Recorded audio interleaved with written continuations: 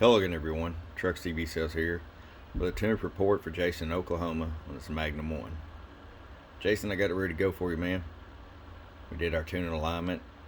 You wanted a voltage regulator upgraded. We took care of that. And we also upgraded the mosfets to a new mosfet we're working with.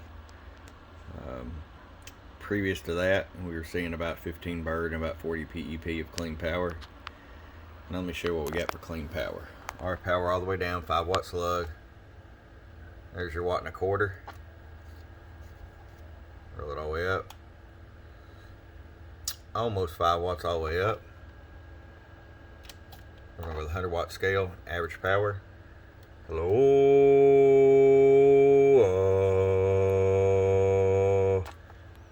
About 23 bird, 24 peak power. Hello.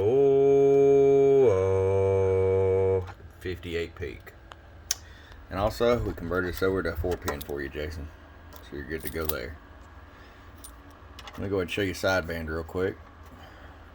100 watt slug.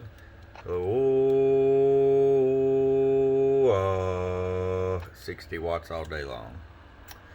Alright, Jason's ready to come to you. I sure appreciate it. From your friend Truck at www.truckscvsales.com. Bump bump.